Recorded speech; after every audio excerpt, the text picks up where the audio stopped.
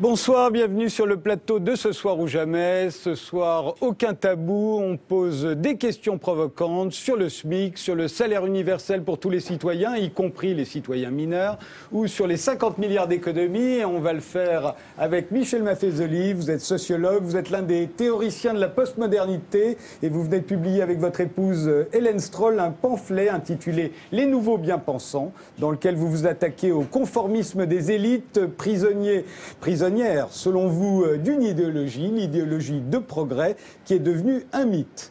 Gilles Berset, vous êtes économiste. Avec Philippe Aghion et Elie Cohen, vous venez de publier « Changer de modèle », un livre qui fait d'autant plus parler de lui que vous avez tous trois fait partie du groupe d'économistes qui ont conseillé François Hollande pendant la campagne présidentielle, que François Hollande vous a reçus tous les trois à déjeuner mardi dernier, et que vous défendez l'idée selon laquelle le SMIC est trop élevé et qu'il se retourne contre ceux qu'il est censé protéger.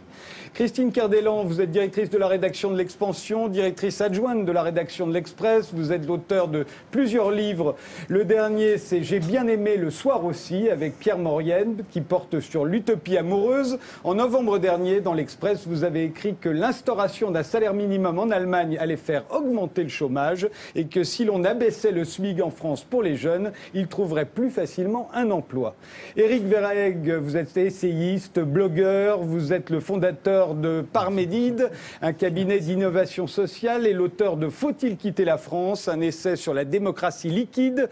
Vous êtes pour la liberté des salaires, le SMIC pour vous est une arnaque, et vous êtes favorable à un revenu minimum d'existence. Christophe Miossec, auteur, compositeur, interprète, votre 9e album intitulé « Ici-bas, ici même » vient de sortir. Vous nous en chanterez un extrait en fin d'émission. En attendant, La Cigale mardi prochain, et vous serez le lendemain au Printemps de Bourges. Alors, dans une interview accordée cette semaine aux Inrecuptibles, vous avez déclaré que votre haine des notables et votre désir de saccage restaient intacts. Titu Lecoq, vous êtes journaliste, blogueuse, écrivain. Vous êtes l'auteur d'un premier roman, Les Morues, et de Sans télé, on ressent davantage le froid. Ce sont des chroniques de la débrouille, écrites avec beaucoup d'humour, dans lesquelles vous racontez notamment que, comme beaucoup de jeunes, vous avez passé une bonne partie de votre vie à travailler sans être payé.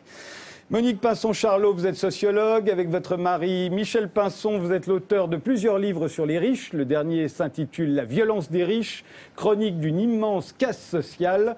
Pour vous, il y a un véritable pilonnage des classes populaires dont font partie les 50 milliards d'économies et ou la remise en cause du SMIC.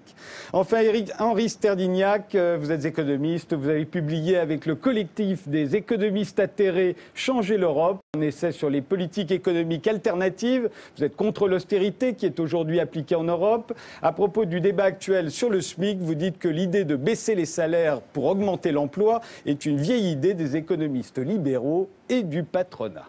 Alors commençons tout de suite par le SMIC, puisque c'était l'actualité de cette semaine. Regardez.